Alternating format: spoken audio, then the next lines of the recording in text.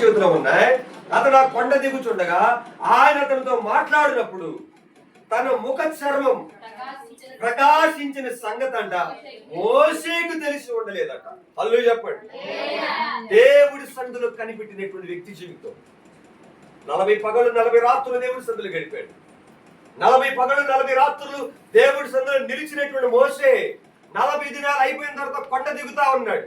కొండ దిగుతా ఉంటే మోషే ముఖం ఎలాగుందంటే తన ముఖములోనంట ఒక వెలుగు కనబడతా ఉందంట. ఒక వెలుగు అంటే ప్రకాశిస్తా ఉందంట. తన ముఖం చూసినటువంటి జనులు అన్నారు, మోషే ఏంటి నీ ముఖాన్ని మీరు చూడలేకపోతున్నావు? నీ ముఖంలో ఒక వెలుగు ప్రకాశిస్తా ఉంది. నీ ముఖంలో ఒక వెలుగు అది తారసిల్లుతా ఉంది. ప్రకాశమైనటువంటి వెలుగు. ఎక్కడి నుంచి వచ్చింది ఈ వెలుగు? ఈ వెలుగు ఎక్కడి నుంచి వచ్చింది? ఈ వెలుగు ఎక్కడి నుంచి వచ్చింది? ఆ వ్యక్తికి ఎక్కేటప్పుడుందా? కొండ ఎక్కేటప్పుడుందా ఈ వెలుగు? చెప్పాలి. కొండ ఎక్కేటప్పుడు లేదు. కొండ దిగుతున్నప్పుడు దేవుడి సన్నిధిలో గడిపినటువంటి మోషే 40 రాత్రులు 40 పగళ్ళు యెహోవాతో కూడా నిలిచినటువంటి మోషే కొండ దిగుతూ ఉన్నప్పుడు అంట మోషే ముఖములో వెలుగు ప్రకాశిస్తాము. ప్రజలు అంటారంటే నీ ముఖాన్ని మేము చూడలేకపోతున్నాం. గుట్ట అడ్డం పెట్టుకుని మోసే ముఖాన్ని చూశారు. అర్థమవుతుంది మీకు చెప్పేది?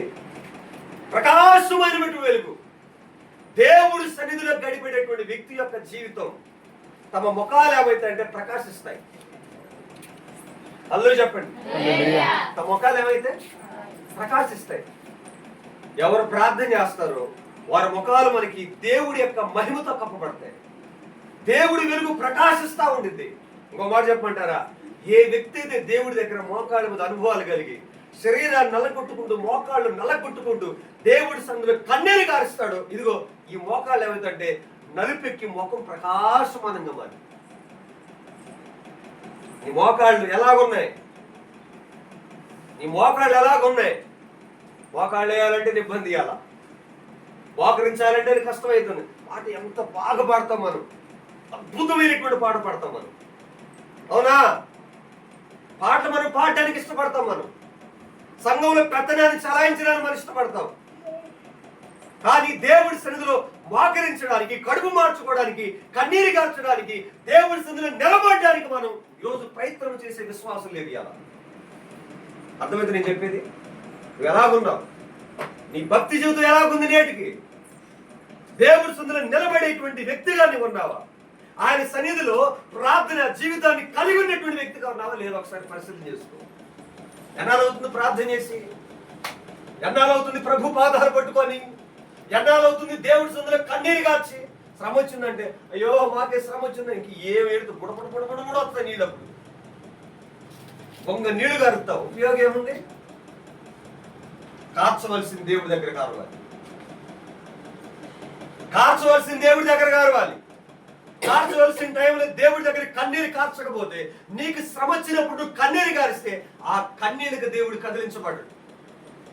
ఆ కన్నీళ్ళ ప్రభావం ఉండదు. ఆ కన్నీళ్ళకి శక్తి దాగి ఉండదు. ఏం చేయాలి మనం? చెప్పండి. దేవుడి దగ్గర ఏం చేయాలి మనం? దేవుడి సన్నిధిలో నిలబడాలి. ఆయన సన్నిధిలో నిలిచి అనుభవాలు మనకు కావాలి. ఎందుకు మోషేని కొండెక్కమన్నాడు? సీనాయి పర్వతం మీద ఎక్కినటువంటి మోషేకి దేవుడు ఏమని గ్రహించాడు? ఒకసారి నెహెమ్యా గ్రంథానికి రండి. నెహెమ్యా గ్రంథం 9వ అధ్యాయానికి రండి. ఇవాళందరూ కూడా నెహెమ్యా గ్రంథం 9వ అధ్యాయానికి రండి. 9:13 చదవండి.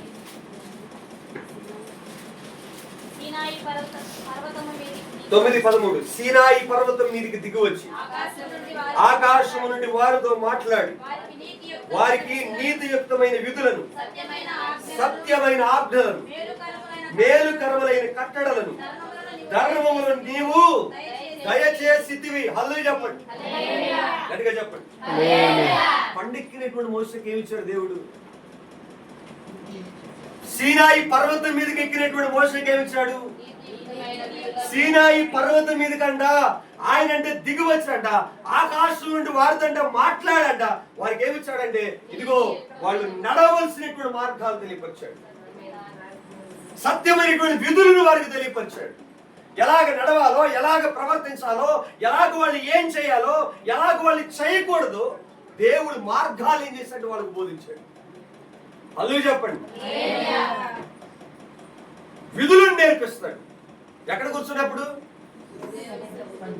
దేవుడి దగ్గర కూర్చున్నప్పుడు నువ్వు ఎలాగ బ్రతకాలో నేర్పిస్తాడు. నీకు నువ్వు ఏం చేయకూడదో నీకు నేర్పిస్తాడు. దేవుడి దగ్గర కూర్చోకపోతే నీకు నచ్చినట్లుగా నువ్వే చేస్తావు, అన్నీ చేస్తావు.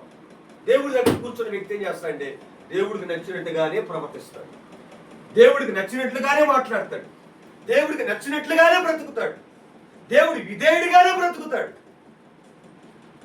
ఎప్పుడు జరిగింది అది? చెప్పండి అక్క, ఎప్పుడు జరిగింది?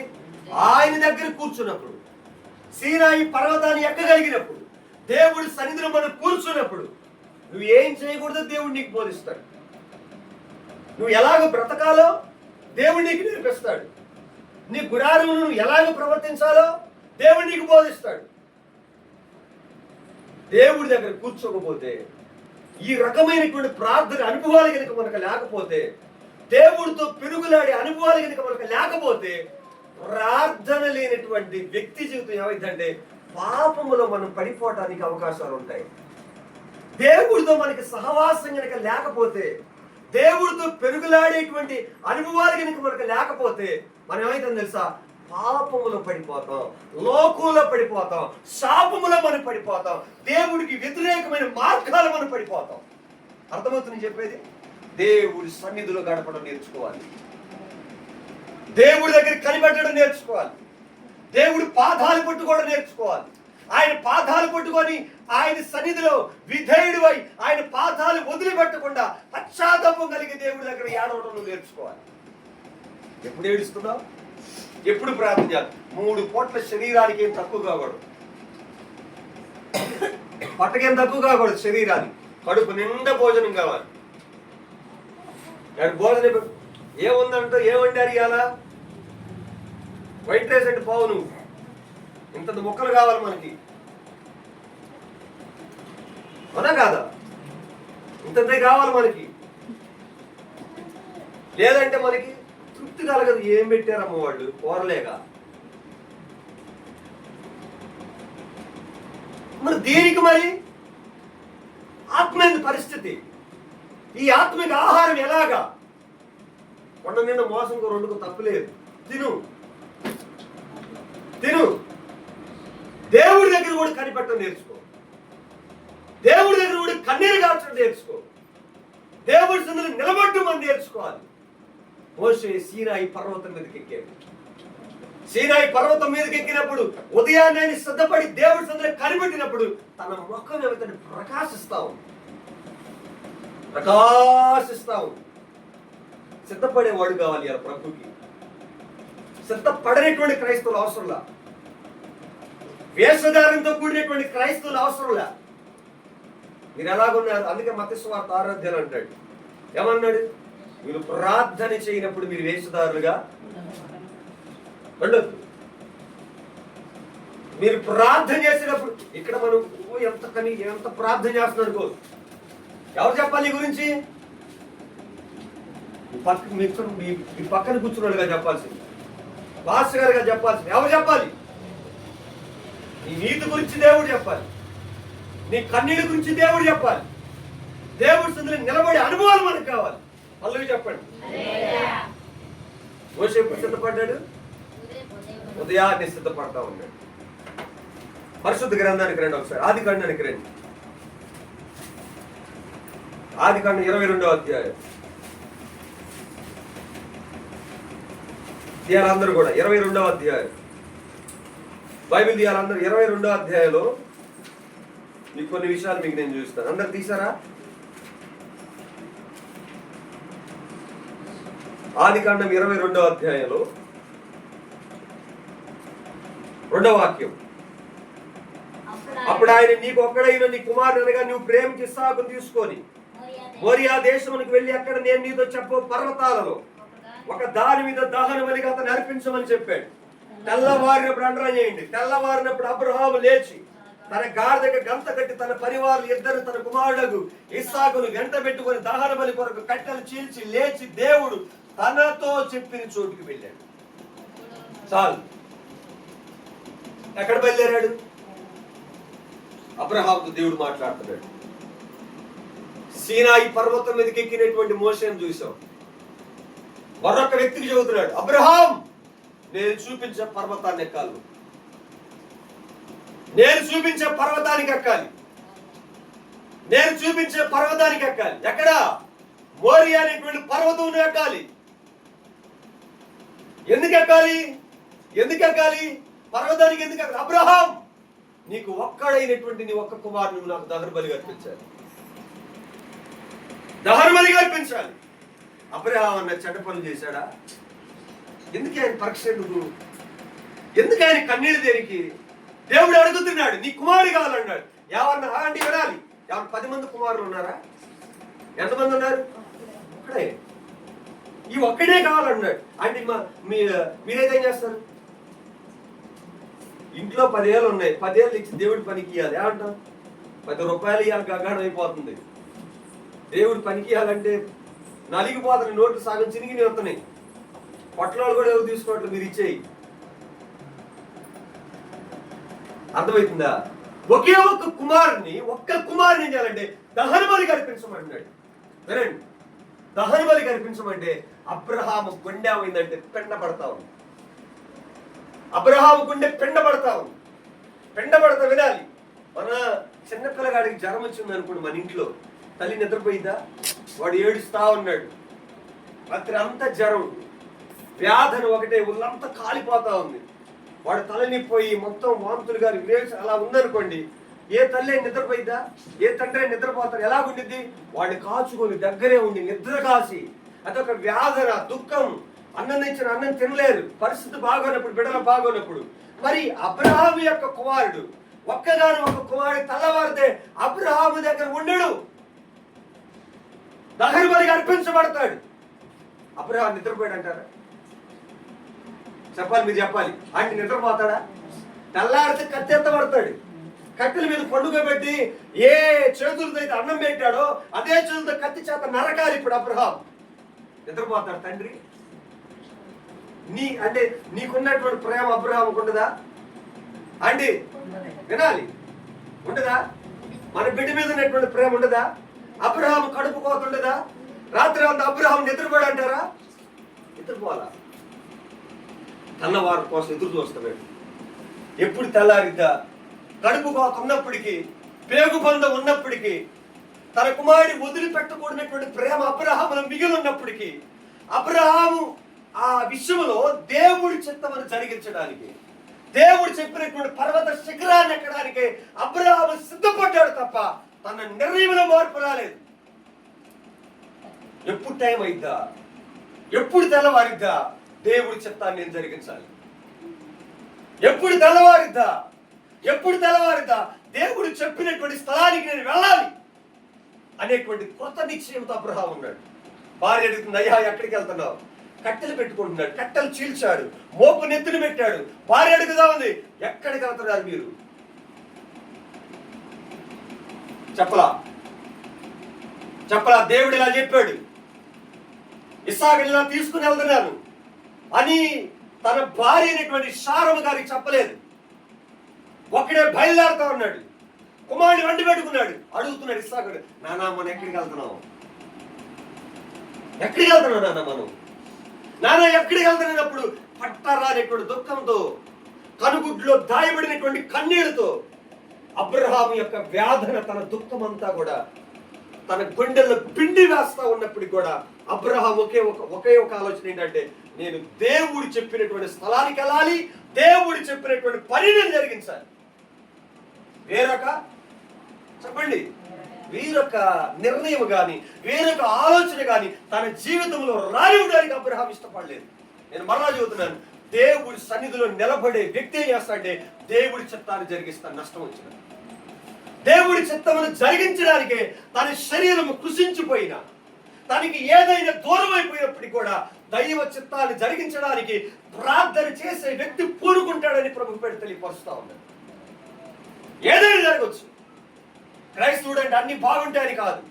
సమస్యలు ఉంటాయి, దుఃఖం ఉంటుంది, కన్నీరు ఉంటుంది, వ్యాధులు ఉంటుంది, పరిస్థితులు బాగలేటువంటి సందర్భాలు ఉంటాయి. అయినప్పటికీ కూడా వింటున్నారా అన్ని పరిస్థితులు కూడా మనం ఏం చేయాలంటే ప్రభు చిత్తమని చేయడానికి మనం సిద్ధపడాలి.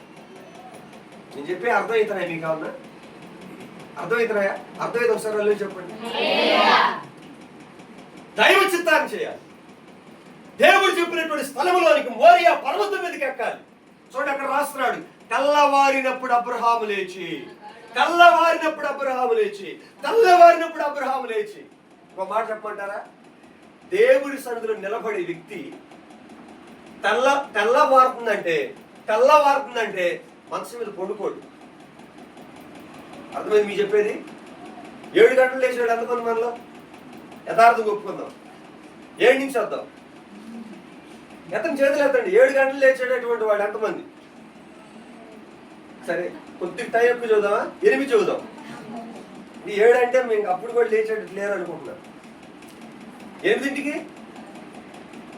7 ఎత్తని ఉన్నారు. 7 గంటల వాళ్ళు 6:30 6 గంటలు ఏంది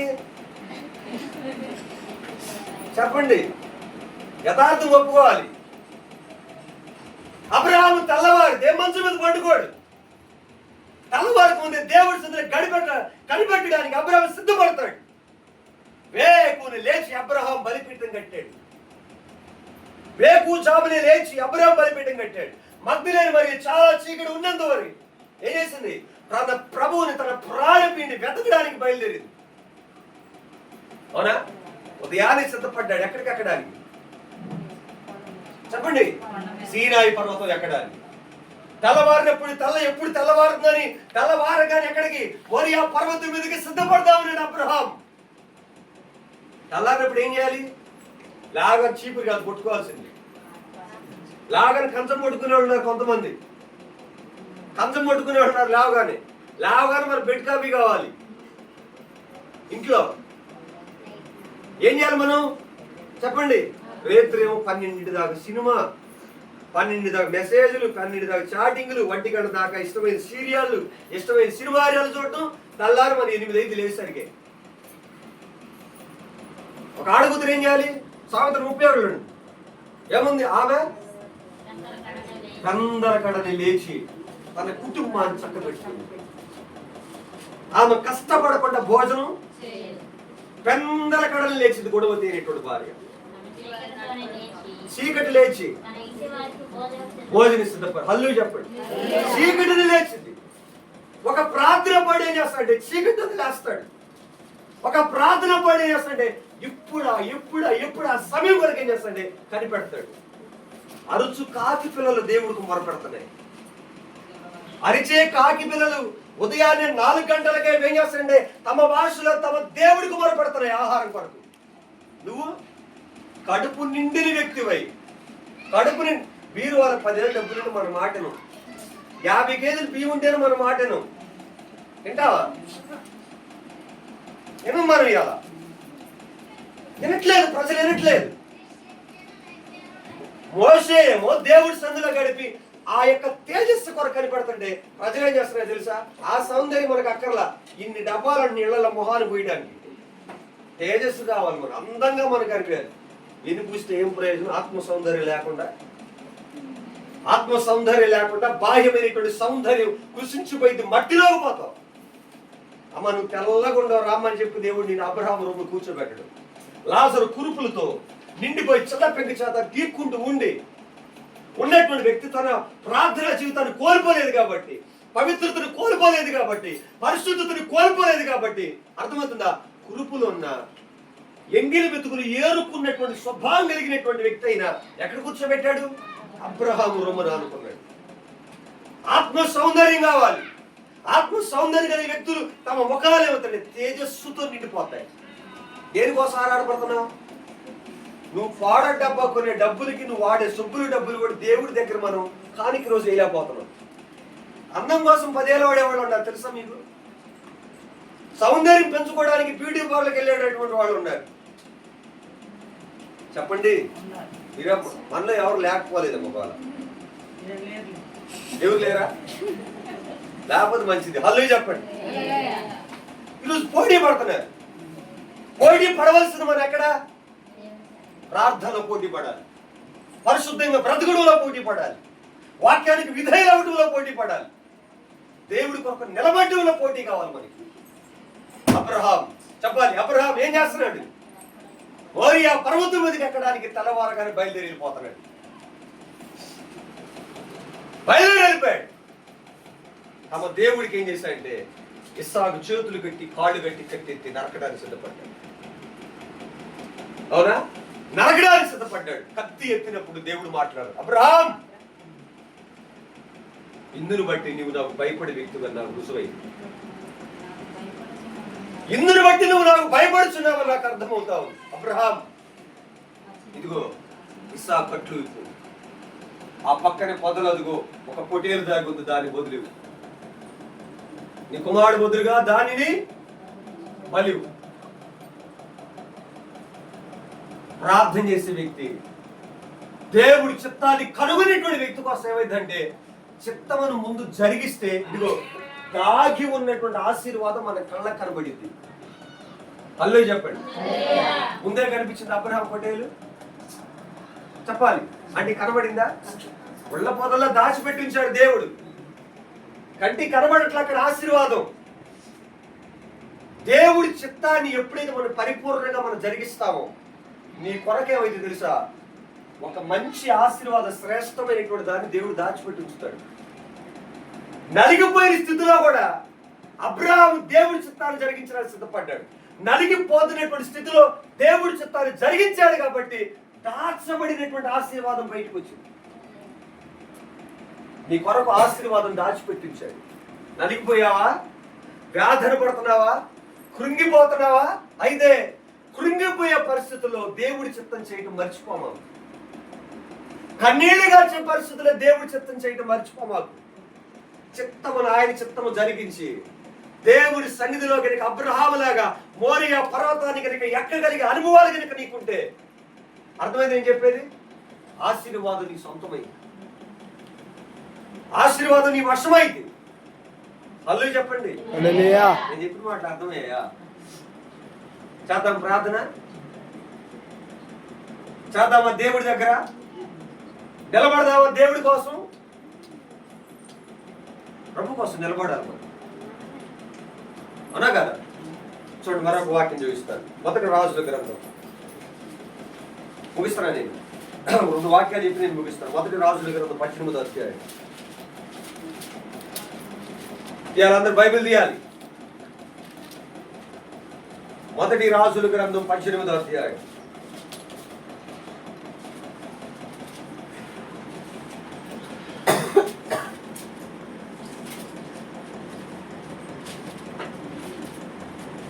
పద్దెనిమిది తీశారా? ఒకసారి 42 చదవండి.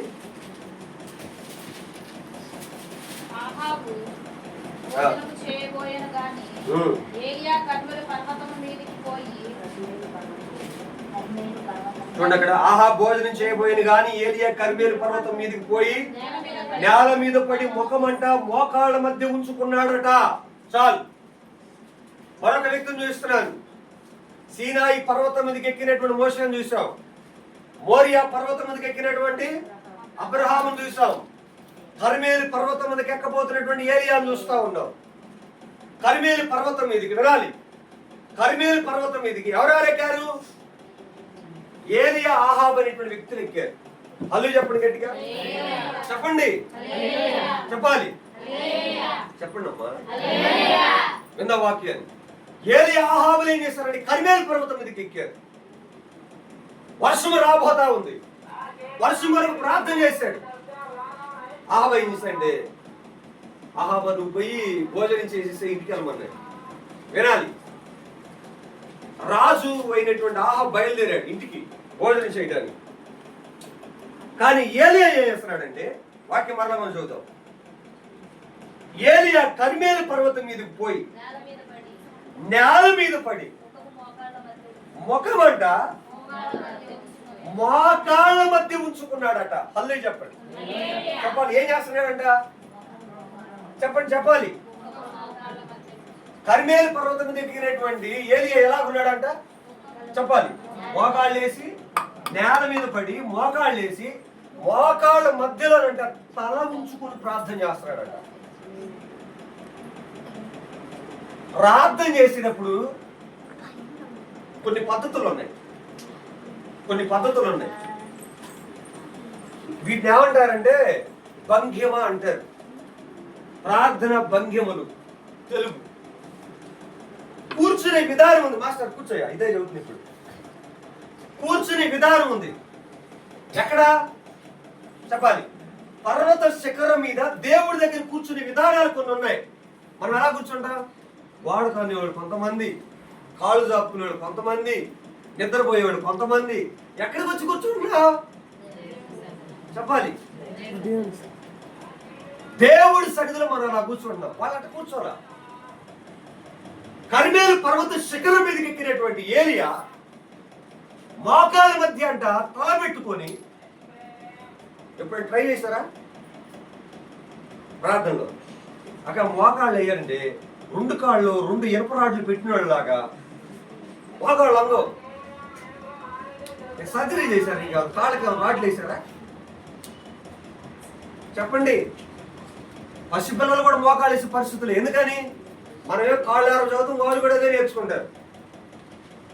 ప్రార్థన చేసేటప్పుడు కొన్ని పద్ధతులు ఉన్నాయి. దేవుడి దగ్గర కూర్చునే పద్ధతులు ఉన్నాయి. అర్థమైతే మీకు చెప్పేది? క్రమంగా కూర్చోవాలి. దేవుడి దగ్గర భయంతో కూర్చోవాలి. దేవుడి దగ్గర విధేయతో కూర్చోవాలి. కర్మేలు పర్వత శిఖరం ఎక్కినటువంటి ఏలియా తల వంచి నేల మీద పడి మోకాళ్ళ మధ్య తల పెట్టుకొని ప్రార్థన చేస్తా ఉన్నాడు. అద్భుతమైనటువంటి ప్రార్థన చేస్తున్నాడు. అద్భుతమైనటువంటి కన్నీరు గారుస్తా ఉన్నాడు. చూడండి ఒకసారి వాక్యాన్ని మనం చూద్దాం. 43 తర్వాత అతను తన దాసుని పిలిచి, నీవు పైకి పోయి సముద్రం వైపు చూడమనగా వాడు మెరక ఎక్కి పారు చూచి ఏమీ కనబడలేదనగా అతడు ఇంకా 7 మార్లు పోయి చూడమని చెప్పాడు. 7వ మారు అతడు చూచి, అదిగో మనిషి చెయ్యి అంత చిన్న మేఘం సముద్రం నుండి పైకి ఎక్కుచున్నదని. అప్పుడు ఏలియా, నువ్వు ఆహాబు దగ్గర పోయి నీవు వెళ్లకుండా వర్షం నీ ఆపుకున్నట్లు నీ రథం సిద్ధపరచుకోమని చెప్పారు. వారితో పంపాడు. అందులో ఆకాశం మేఘములతోను గాలి వారితోను కారు కమ్మాను. మోపైన వారు కురిసింది. హల్లెలూయా చెప్పండి, గట్టిగా చెప్పాలి. ఏమైతుంది? మోకాళ్ళ మధ్యలో మోకాళ్ళు వేసి నేల మీద పడి మోకాళ్ళ మధ్య తల వంచి ప్రార్థన చేస్తా ఉన్నాడు. ఎవరు ప్రార్థన చేస్తుంది చెప్పండి? కూర్చోవాలి. ఎవరు ప్రార్థన చేస్తుంది? ఏలియా ప్రార్థన చేస్తా ఉన్నాం. ఇదిగో వినాలి. తన దగ్గర పనివాడు ఉన్నాడు. ఎవరు? ఎలీషా చెప్పాడు, ఏమనండి, ఇదిగో పోయి ఆ సముద్రం మెరకెక్కి నీకేం కనిపించి చూడమని చెప్పాడు. ఫస్ట్సారి చూసాడు, ఏం కనిపించరా. రెండోసారి ఏం కనిపించరా. మూడోసారి కనిపించరా. నాలుగోసారి కనిపించరా. 7వసారి చూసినప్పుడు పైకంట ఇది విన్నారా, అరచెయ్యి అంత మేఘం లేచింది. అరచెయ్యి ఎంత ఉండిద్ది? ఎంత ఉండిద్ది అక్క? ఎంత మేఘం ఏం చేసింది? నల్లగా ముబ్బంత కమ్మితే ఒకసారి వాళ్ళు లేకుండా పోయింది. ఇంత మేఘం ఏం చేసింది? ఇంత మేఘం ఏం చేసింది? ఇంత మేఘం, అరచేయంత మేఘం ఏం చేసిందంటే ఇక్కడ ప్రార్థన చేస్తా ఉన్నాడు. సేవకుడు మోకాళ్ళ మీద ఉన్నాడు. దేవుడి సందులో నిలబడ్డాడు. దేవుడి సందులో కన్నీరు కారుస్తున్నాడు. కర్మేలు పర్వతం మీద ఏలియా ఒక్కడే లేడు. దాంతో పాటు ఎవరున్నారు? దేవుడు ఉన్నాడు. ఈ ప్రార్థన ఏం చేసిందంటే అరచెయ్యంత మేఘం ఏం చేసిందంటే మోపైన వాన కురిపించినట్లుగా చేసింది. హల్లెలూయా చెప్పండి, హల్లెలూయా చెప్పండి. నేను మరలా చెబుతున్నాను, ఇట్టి ప్రార్థన అనుభవాలు నువ్వు కలిగి ఉంటే నీ స్థితి ఎంతే కావచ్చు, అరచెయ్యి అంతే కావచ్చు. నేను మరలా చెబుతున్నాను, అరచెయ్యి అంతే కావచ్చు నీ స్థితి, అరచెయ్యి అంతే కావచ్చు నీ స్థితి.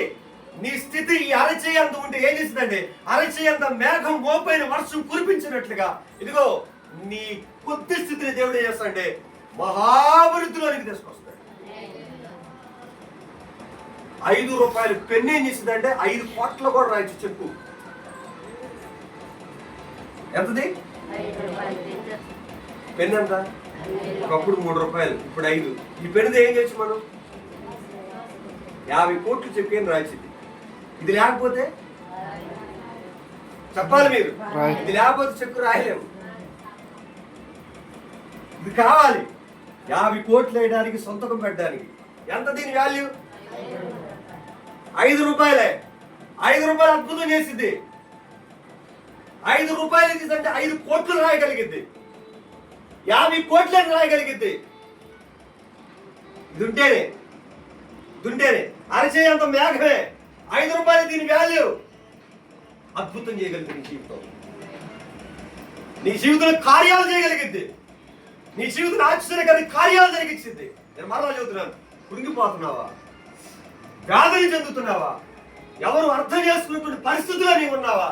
నేను మరలా చెబుతున్నాను, నువ్వు దేవుడి దగ్గర కర్మేలు పర్వత శిఖర మీద ఏలియా మోకాలు వచ్చినట్లుగా నువ్వు కనుక ప్రార్థన చేయగలిగితే నీ కన్నీటి అనుభవాలు దేవుడిని చేస్తాంటే అవన్నిటిని దేవుడు తుడిచి నువ్వు కోరుకున్నటువంటి రేవుకు నడిపించగలుగుతాడు. అద్భుతం చేయగలుగుతాడు నీ జీవితంలో. కార్యాలు ఈ జీవితంలో చేయగలుగుతాడు. ఆయన కార్యాలు చేయగలుగుతాడు. హల్లు చెప్పండి. వినిపిస్తా ఉన్నాయి. వాడు మనోళ్ళేగా, వాడు మనోళ్ళేగా. అది మన పరిస్థితి.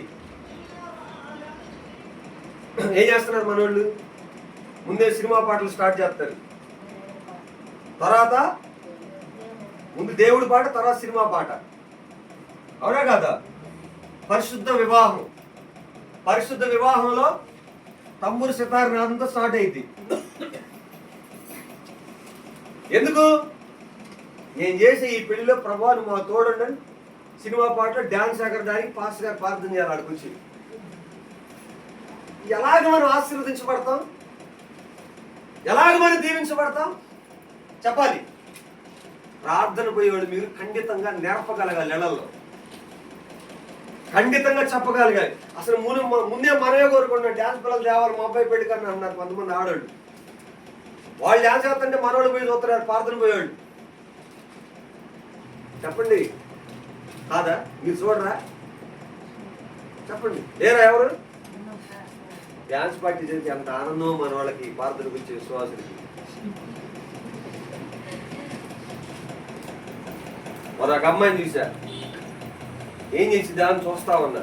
ప్రార్థన పోయేటప్పుడే 3 అయింది మధ్యాహ్నం. ఇంటికి పోయేసరికి ఒక అమ్మాయి మంచిగా పాటలు పెట్టింది.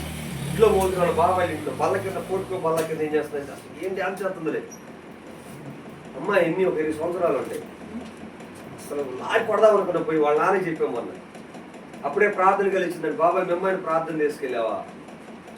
వచ్చిందని చెప్పాడు. తర్వాత చెప్పాడు చిన్నగా, బాబాయ్ ఇది మీ అమ్మాయి పరిస్థితి, జాగ్రత్త. పాపములు పడిపోవడానికి అవకాశాలు, జాగ్రత్తగా. ప్రార్థన ముసుగులు అయ్యాలి. ఎంత మంది భయంకరంగా తయారవుతున్నారు అర్థమవుతుంది. ఎవరి బిడ్డలు కలిపేసి డ్యాన్స్ చేసేవాళ్ళు ఉంటారు మన వాళ్ళు కూడా. మన ఆడపిల్లలు మీ బిడ్డలు ఎలా ఉంటారు మీకు తెలియదు. హల్లు చెప్పండి. అందుకని ఏం చేస్తున్నారు? యోబు అనేటువంటి వ్యక్తి ఏం చేశాడు? ఉదయకాల సమయమందు అరుణోదయం లేచి ఏం చేశాడు? చెప్పండి. తమ బిడ్డల హృదయంలో పాపం జరిగిస్తారేమని చెప్పి వాళ్ళ కోసం ప్రార్థన చేశాడు. యోబు అనేటువంటి వ్యక్తి. చివరిగా ఫైనల్గా మరొక వాక్యం చెప్పి నేను ముగిస్తాను, టైం లేదు కాబట్టి. 2వ రాజుల గ్రంథం, అక్కడే ఇంకొక మాట కూడా ఉండిద్ది. 19వ అధ్యాయం కూడా చదవండి. 1వ రాజుల్లోనే ముగించేద్దాం మనం, తర్వాత అక్కడికి వద్దాం.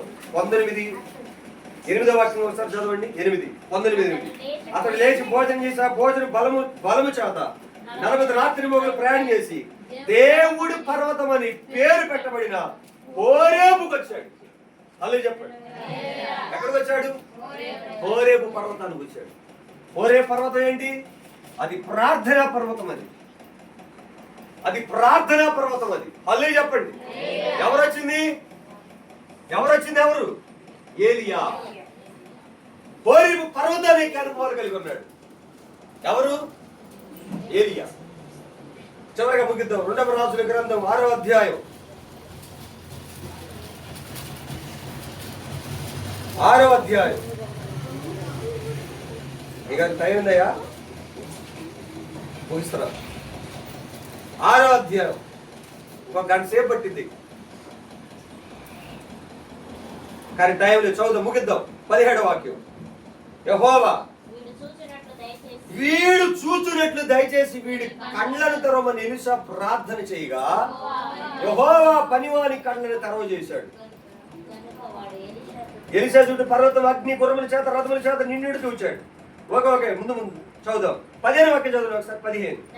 దైవజనుడైన అతని పనివాడు పెందల కడనే లేచి బయటకు వచ్చినప్పుడు, అంటర్లైన్ చేయండి, దైవజనుడైన అతని పనివాడు పెందల కడనే లేచి బయటకు వచ్చినప్పుడు. హల్లెలూయా చెప్పండి, గట్టిగా చెప్పాలి. హల్లెలూయా. ముగిసారి ఏలి అయిపోయాడు. ఏలి తరం అయిపోయింది. ఎలీషా సేవకుడు వచ్చాడు. ఇక్కడ ఎలీషా అనేటువంటి సేవకుడు ఎక్కడికి వచ్చాడండి వినాలి. సిరియా రాజు ఏం చేస్తాడు? ఇశ్రాయేలు ప్రజల మీద యుద్ధం చేస్తా ఉన్నాడు. చేస్తంటే ఇశ్రాయేలు ప్రజలు సిరియా రాజు ఏం చేస్తాడు? ఇశ్రాయేలు ప్రజల మీద ఓడిపోతా ఉన్నాడు. వినాలి. ఓడిపోతుంటే సిరియా రాజు అడిగాడు, అసలు మనం యుద్ధంలో ఓడిపోవడం వల్ల కారణం ఏంటి? ఎందుకు ఓడిపోతున్నాం? మనం యుద్ధంలో మనం ఎందుకని రాణించలేకపోతున్నాం అంటే వాళ్ళు అన్నారు, ఏమి లేదయ్యా, ఇశ్రాయేల్ పక్షంగా వారి తరపున ప్రార్థన చేసినటువంటి సేవకుడు ఒక ఆయన ఉన్నాడు. ఆయన పేరు ఎలీషా. ఆయన ఉన్నంత వరకు మనం అతను మనం చేయలేము. కాబట్టి తన వారిని అందరినీ కూడా ఆయన రక్షిస్తా ఉన్నాడు. కాబట్టి ఇప్పుడు ఏం చేయాలంటే ఆ ఎలీషా అనేటువంటి వ్యక్తి చూడండి, అక్కడ మనం చదువుదాం 12. అతని సేవకులు ఒకడు రాజు అయినా నా ఏలిన వాడు ఇశ్రాయేల్ రాజు పక్షం ఎవరు లేరు కానీ ఇశ్రాయేలు ప్రవక్త యొక్క ఎలీషా మీ అంతఃపురం ఉంది మీరు అనుకునే మాటలు ఇశ్రాయేల్ రాజునకు తెలియజేయనన్ను. అందుకు రాజు మేము మనుషులను పంపి అతను తెప్పించినట్లు వెళ్ళి అతడు నుండి చోటు రమ్ము సెలవిగా అతడు దోదాలు ఉన్నాడని వర్తమానం వచ్చింది. చదువుతున్నారు. హల్లెలూయా చెప్పండి. ఏమన్నారు? మీరు అనుకునే మాటలని వాళ్ళ దేవుడు ఆయన ముందే తెలియపరుస్తాడు. ఆయన ఉన్నంతకాలం మనేమి చేయలేదు. అంటే ఏమన్నారు? పోయి ఎలీషాని తీసుకుని రండి, ఇక్కడ ఉంటాడు. ఎక్కడున్నాడు పాస్టర్ గారు? పాస్టర్ గారు ఇంట్లో లేడు. హల్లెలూయా చెప్పండి. పాస్టర్ గారు ఇంట్లో లేడు. కందరగడ లేచి అందుకన్నాడు. 15. దైవజనుడైన అతని పనివాడు కందరగడ లేచి చాలు. కందరగడ లేచారంట. యాడికి పోయారు? ఎక్కడ పోయారు అంటే? ఎక్కడికి వెళ్ళారు? ఇంట్లో లేరు, వీధిలో లేరు, మందిరంలో లేరు. దైవజనుడు తన పనివాడు ఏం చేశారంటే కందరగడ లేచి ఎక్కడికి వెళ్ళారంటే కర్మేలు పర్వత శిఖరం ఎక్కారు. చెప్పాలి. హల్లెలూయా చెప్పాలి. ఎక్కడికి ఎక్కారు? కర్మేలు పర్వత శిఖరం ఎక్కారు. ఎవరంటే ఎక్కింది? ఆగండి ఆంటీ చెప్పి ఏలియా. అది కాకపోతే ఇది అంటున్నారు, ఇది కాదు అది అంటున్నారు. ఎవరెక్కింది? ఎలీషా. కర్మేలు పర్వతం ఎక్కారు. వీళ్ళేం చేస్తున్నారు? ఇంట్లో దూరం ఇంటికాడ లేడు, ఊళ్ళో లేడు, ఊళ్ళో కనిపెట్టలా. ఎక్కడికి వెళ్ళారు? ప్రజలు అడిగి చెప్పారు, అయ్యా దైవజనుడు తన పనివాడు ఈ టయానికి ఎక్కడ ఉంటారంటే కర్మేలు పర్వత శిఖరం మీద మోకరిల్లి ప్రార్థన చేస్తా ఉంటాడు ఎలీషా. సిరియా నుంచి వస్తున్నటువంటి సైనికులందరూ కూడా ఎక్కడికి వెళ్ళారు? చెప్పండి, ఎక్కడికి వెళ్ళారు? కర్మేలు పర్వతం దగ్గరకు వస్తున్నారు. రథాలు వేసుకుని వస్తున్నారు, గుర్రాలు వేసుకుని వస్తున్నారు. సైన్యం పెద్దదే వస్తా ఉంది. అప్పుడు పనివాడు ఉన్నాడు కదా, ఎలీషా దగ్గర పనివాడు ఎవరు? చెప్పండి, ఎవరు ఎలీషా దగ్గర పనివాడు?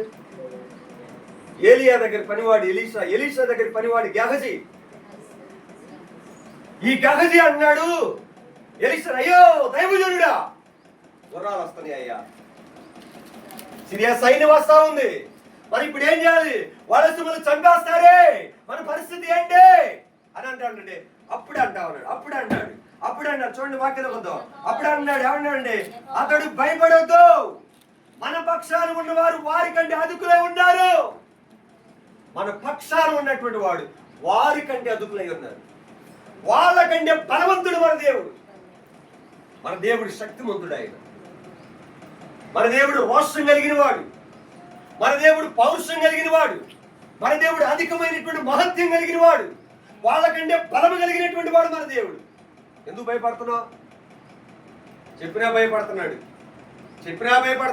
భయపడుతుంటే అప్పుడు ఎలీషా అన్నాడు, దేవా వీడి కళ్ళు తెరువయ్యా అని ప్రార్థన చేశాడు. హల్లు చెప్పండి. వీడు కళ్ళు తెరువయ్యా అని ప్రార్థన చేశాడు. దైవజనుడు ప్రార్థన చేయగానే గెహజీ యొక్క కళ్ళు అంటే తెరవబడ్డాయి. తెరవబడ్డప్పుడు చూసినప్పుడు అంట ఏముంది చూడండి ఒకసారి చదువు. ఇప్పుడు 17 యెహోవా వీడు చూసినట్టు దయచేసి వీడి కళ్ళను తెరవమని ఎలీషా ప్రార్థన చేయగా యెహోవా ఆ పనివాని కళ్ళను తెరవ చేసిన గనుక వాడు ఎలీషా చుట్టూను పర్వతము, అగ్ని, గుర్రముల చేత, రథముల చేతను నిండి ఉండడం చూశాడంట. ఏమున్నాయంట?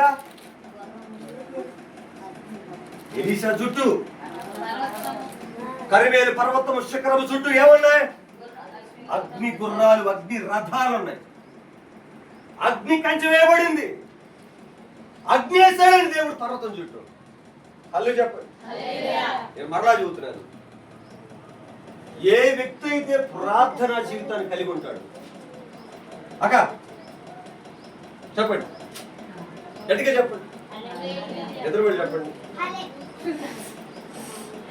చెప్పండి, అందరూ చెబుదాం, చెప్పాలి. అయినంట ఏ వ్యక్తి అయితే కరిమేలు పర్వత శిఖరం మీద ఎక్కగలిగే అనుభవాలు ఉంటారు. నేను మరలా చెబుతున్నాను, ఏ వ్యక్తి అయితే, ఏ ఇంటిలో అయితే, ఏ గుడారములు అయితే, ఏ కుటుంబాలు అయితే, ఏ సంఘములు అయితే కందల కడలే లేచి అనుభవాలు కలిగి దేవుడి శిఖరం మీద, దేవుడి సన్నిధిలో నిలబడే అనుభవాలు కలిగి ఉంటారు. నేను మరలా చెబుతున్నాను, వారి చుట్టూ ఏముండిదంటే, వారి కుటుంబాల చుట్టూ ఏముండిదంటే అగ్ని కంచె దేవుడే ఉంచుతాడు. అల్లు చెప్పండి, ఏ వేసి ఉంచుతాడక దేవుడు? అగ్ని కంచేస్తాడు. అగ్ని కంచేస్తాడు. ఈ అగ్ని కంచె దాటుకొని వేరే శత్రువు రావాలంటే రాలేడు. వేరే కీడు రావాలంటే కంచె దాటుకొని కదా రావాల్సింది నీ దగ్గరికి. కంచె దాటుకొని కదా రావాల్సింది. నేను మరలా చదువుతున్నాను, నీ చుట్టూ ఉన్నటువంటి ప్రాకారం అంటే తెలుసా? అగ్ని వేయబడతా ఉంది నీ చుట్టూ. భయపడుతున్నావా శత్రువును చూసి?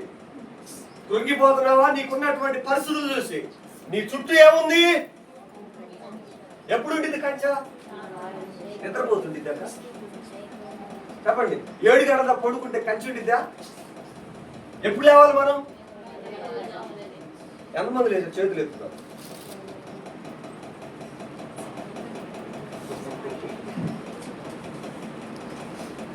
ఎంతమంది లేచి ప్రార్థన చేశారు? కందలకాడనే ఎంతమంది లేచి వేకువలు లేచి ప్రార్థన చేశారు?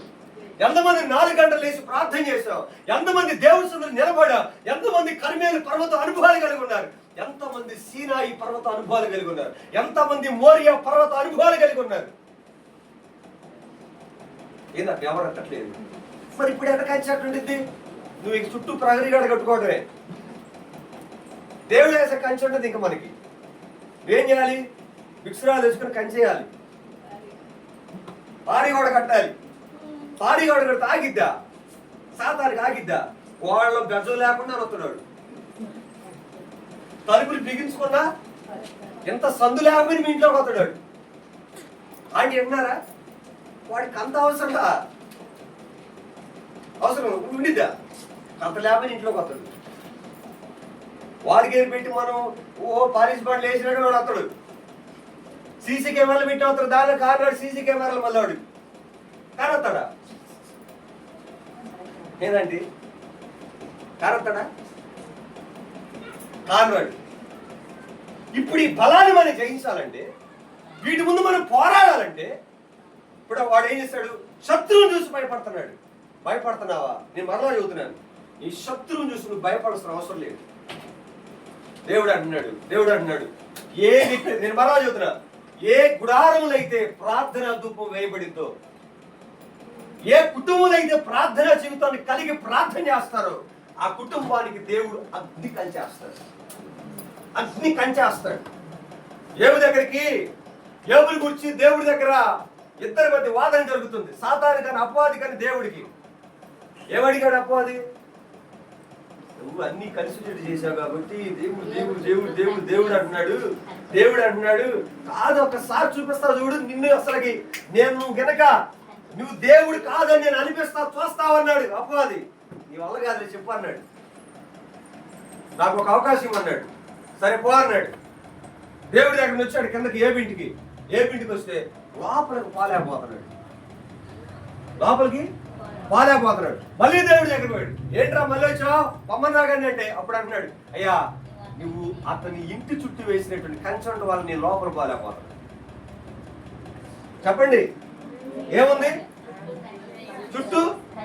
కంచె తీస్తే నేను వెళ్ళగలుగుతా. ఓ కంచె తీసి వెళ్ళిపో, తన ప్రాణాన్ని కాని చేద్దాను అంటే ఏముంది? కంచె ఉంది, దేవుడి కంచె ఉంది, దేవుడి కంచె ఉంది. ఈ కంచె అపవాది తాకలేకపోయింది. ఎందుకుంది ఏం కుటుంబానికి కంచె అంటే? ఎందుకుంది? యథార్థతను వదిలిపెట్టిన వ్యక్తి కాదు. అరుణేదేమో లేచి బలిపడి దగ్గర కన్నీరు కాల్చేవాడు. ఏవు ఉపవాసం ఉండేవాడు, ప్రార్థన చేసేవాడు, రోధించేవాడు, కన్నీరు కాల్చేవాడు. తన స్థితిగతులు ఎలాగైపోయినా ఏగా ఉంటాడు తెలుసా? ఇదిగో నా చర్మము చీకిపోయినా కానీ, చీకిపోయినటువంటి చర్మముతో ఒక రోజు నా దేవుడి ముఖాన్ని నేను చూస్తాను. ఇది క్రైస్తవుడు అనుభవాలు. ఇది దేవుడు కలిగి ఉన్నటువంటి అనుభవాలు చేసే వ్యక్తి జీవితాలు. ఎక్కుతావా శిఖరాన్ని?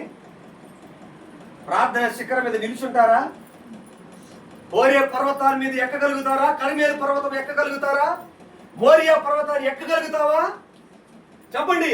సీనాయి పర్వతం ఎక్కగలిగి దేవుడి సన్నిధిలో దేవుడితో కలిసి మనం కూర్చునే అనుభవాలు మనకు కావాలి.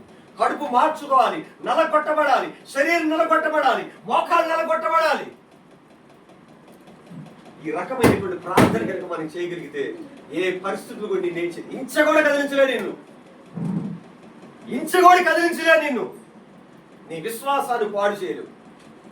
నువ్వు నామకార్థమైన క్రైస్తవులు ఉండి, నువ్వు నిద్రపోత చచ్చని స్థితిలో ఉండి, సినిమాలు, పాన్పరాకులు, మందు, వ్యసనాలకు నువ్వు బానిసైపోయి కుటుంబాన్ని పాడు చేసుకుంటే అపవాది నీ గుడారంలో చొరబడమే కాకుండా నీ జీవితాన్ని మొత్తం కూడా పతనం చేసి నేను మధ్యలోనే నరకాన్ని గిడుచుకుని వెళ్ళిపోయి. దేవుడి కంచె లేదు కాబట్టే కదా యవనస్తులు చెడిపోతుంది. నీ కుటుంబానికి దేవుడి కంచె లేదు కాబట్టే కదా నీ పిల్లలు ఇలా పారుమోకలు అవుతుంది. వీధిని పడి చెడిపోయి అక్రమైనటువంటి సంబంధాలు కలిగి ఏ టయాన్ని పడితే ఆ టయాన్ని మన బిడ్డలు ఎందుకు వస్తున్నారంటే నీ ఇంటిలో ప్రార్థన కంచె లేదు.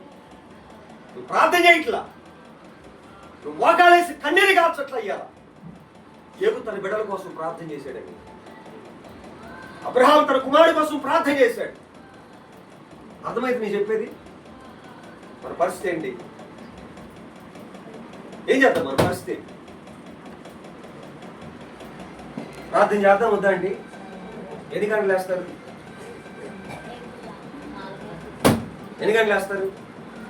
ఇది కనుక నీకు అర్థమైతే మంచం మీద పడుకోవడానికి నీ మనసు రాదు. మంచం మీద పరుండడానికి నీ కన్నులకి నిద్ర రానివ్వను. ఎప్పుడు తెలవా, ఎప్పుడు అని దేవుడి సన్నిధికి అత్తగలగలదు. అమ్మా వినండి, ప్రార్థన చేద్దాం. ప్రార్థన మనం చేయగలగాలి. ప్రార్థన చేస్తే అద్భుతాలు మన జీవితాల్లో చెప్పండి ముగిద్దాం. మనం ప్రార్థన చేయగలగాలి. ప్రార్థన చేద్దామా? కాబట్టి మీరందరూ కూడా ఒక మంచి ప్రార్థన పనులుగా కావాలని దేవుడు కోరిక. ప్రార్థన చేసినప్పుడు అద్భుతమైనటువంటి కార్యాలు జరుగుతాయి. కాబట్టి చివరికి ఇంకో మాట చదువుతాం, గుర్తుకొస్తుంది నాకు. 2వ పేతురు రాసిన పత్రిక ముగిచేస్తున్నాను. దీని అందరు కొట్టి ముగిచేస్తాను. 17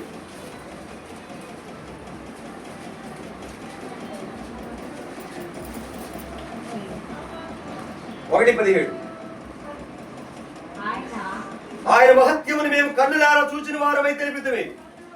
ఈయన నా ప్రియ కుమారుడు, ఈయన యందు నేను ఆనందించుచున్నాను అను శబ్దం మహా దివ్య మహిమ నుండి ఆయన ఎందుకు వచ్చినప్పుడు తండ్రి అయిన దేవుడి వల్ల ఘనతయు మహిమయు ఆయన పొందగా 18 మేము ఆ పరిశుద్ధ పర్వతం మీద ఆయనతో కూడా ఉండిన వారమై ఆ శబ్దము ఆకాశము నుండి రాగా మేము విన్నాము.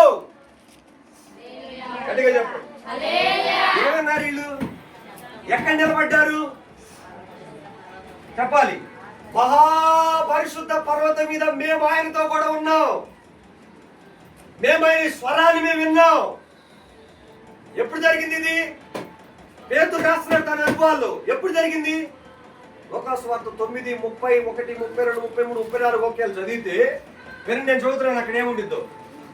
యేసు ప్రభు ప్రతి రాత్రి కూడా ప్రార్థన చేయడం, ఒలీవ కొండ ఎక్కేవాడు. వినాలి, కొండ ఎక్కేటప్పుడు ఏం చేశాడు? ఒక రోజు తాను ప్రేమించినటువంటి వ్యక్తులు పేతుర్ని, యాహోన్ని, యాకోబుని తీసుకుని వెళ్ళాడు. గంట పెట్టుకుని వెళ్ళిపోయాడు. ఎవరెవరు ఉన్నారు? పేతురు, చెప్పండి అండి, పేతురు, యోహాను. ఎప్పుడు? ప్రార్థన చేసుకుంటూ వెళ్ళేటప్పుడు తీసుకుని వెళ్ళాడు. ప్రార్థన చేస్తున్నాడు, మోకాళ్ళ మీద ప్రార్థన చేస్తున్నాడు. తన వస్త్రాలు ఏమంటే తగ్గ తగ్గ తగ్గ తగ్గ తగ్గ తగ్గ మెరిసిపోతున్నాయంటే యేసు ప్రభు. వీళ్ళు నిద్రపోతామంటే ఇప్పుడు తన ప్రార్థన చేస్తున్నాడు. యేసు ప్రభు దగ్గరికంట ఇద్దరు వ్యక్తులు, దైవజనులు వచ్చారు పరము నుండి. మోషే, ఏలియా దిగొచ్చారు. వారితో మాట్లాడుతున్నాడు యేసు ప్రభు. దేనికి? మనం నిద్రపోతుంటే ఎవరితో ప్రభు మాట్లాడుతున్నాడు అని కళ్ళు తెరిచి చూస్తే మోషే, ఏలియా కనబడుతున్నారు. వాళ్ళు వెళ్ళిపోయిన తర్వాత వినాలి, ఆకాశం నుండి ఒక స్వరం వినబడుతుందంట. ఏమంటుంది తెలుసా? ఇదిగో ఈయన నా ప్రియ కుమారుడు, ఈయన మాట మీరు వినండి. ఎవరు విన్నారు? అది పేతురు విన్నాడు, యోహాను విన్నాడు, యాకోబు విన్నాడు. అదే మాట పేతురు రాసిన పత్రికలో అన్నాడు, మేము ఆ పరిశుద్ధ పర్వతం మీద ఆయనతో కూడా ఉన్నాం. మేము ఆ శబ్దాన్ని విన్నాం. ఎక్కడున్నారు ఇప్పుడు వీళ్ళు? పరిశుద్ధ పర్వతం. ఎవరితో ఉన్నారు? యేసు ప్రభుతో ఉన్నారు. పరిశుద్ధ పర్వతం ఏం చేశారు? ఆయనతో కలిసి ప్రార్థనలో పోరాడారు. ఆయనతో కలిసి ఏం చేశారంటే ఆ పరిశుద్ధ పర్వతం మీద నిలబడ్డారు. మరి మన పరిస్థితి ఏంటి? మనం ఎక్కడ నిలబడాలి? ఆ పరిశుద్ధ పర్వతం మీద ఆయనతో కలిసి మనం నడవాలి. ఆ పరిశుద్ధ పర్వతం ఆయనతో కలిసి మనం మోకాళ్ళు వేయాలి. మన ప్రార్థన మన మోకాళ్ళం కాదు, నీకు ఎదురుగా నీ దేవుడు కూర్చోవాలి. హల్లెలూయా చెప్పండి. నువ్వు ప్రార్థన చేస్తావు, నేను మరలా చెబుతున్నా, వింటారా? నువ్వు ఒక స్థలాన్ని ఇంట్లో నువ్వు కేటాయించుకొని కూర్చుండే నీకోసం దేవుడు ఎదురు చూడాలి. ఎప్పుడు నా బిడ్డ ఈ స్థలంలో కూర్చుంది దాన్ని ప్రభు ఎదురు చూస్తాడు. నేను చెప్పే మాట అర్థమైతే నేను చెప్పేది? ఒక స్థలాన్ని కేటాయించుకోండి, ఒక ప్లేస్ సెట్ చేసుకోండి, ఒక టయానికి సెట్ చేసుకోండి. మీరు ఆ టయానికి మీకంటే ముందుగా దేవుడు వచ్చి కూర్చుంటాడు. మీతో ఆయన ఉంటాడు. 40 రాత్రులు 40 పగళ్ళు మోసేతో ఎవరున్నారు? యెహోవాతో పాటు ఆయన ఉన్నాడు. నీతో దేవుడు ఉంటాడు. నీతో దేవుడు కలిసి ప్రార్థన చేస్తాడు. నీకు తండ్రి అయినటువంటి దేవుడు, ఆత్మ అయినటువంటి పరిశుద్ధాత్మ దేవుడు ఏం చేస్తాడంటే తోడు నిన్ను ప్రార్థన మూలుగుల చేత, ఉచ్చరప శక్యం కానీ మాటల చేత ప్రార్థనలు దేవుడిని నడిపిస్తాడు. కాబట్టి మీకు ప్రేమతో తెలియపరుస్తున్నాను, అన్నిటికంటే మహాశక్తి కలిగింది ఏంటది? ప్రార్థన శక్తి కంటే లోకంలో మరొక పదునైనటువంటి శక్తి కానీ ఆయుధం కానీ వేరొకటి ఏం లేదు. ప్రార్థన పరిస్థితులు మార్చగలిగింది. ప్రార్థన కుటుంబాన్ని కట్టింది. ప్రార్థన కన్నీళ్లు తుడిచింది. ప్రార్థన సముద్రాన్ని పాయలు చేసింది. ప్రార్థన అద్భుతాలు చేసింది. ప్రార్థన జీవితంలో చేతులు తొలగించింది. ప్రార్థన వినాలి, ప్రార్థన నీ చెదిరిపోయినటువంటి కొండెను బాగు చేసింది. అర్థమవుతుందా? కాబట్టి మనం ఏం చేద్దాం? ప్రార్థన చేద్దాం. అట్టి ప్రార్థన అనుభవాలు కలిగి దేవుడి కోసం మనం అందరూ కూడా బ్రతకాలని ప్రభు తెలియపరిచి మాటలని ముగిస్తున్నాను. ప్రభు మాటలు మన వినికిడిలో ఆశీర్వదించును గాక. ఆమేన్.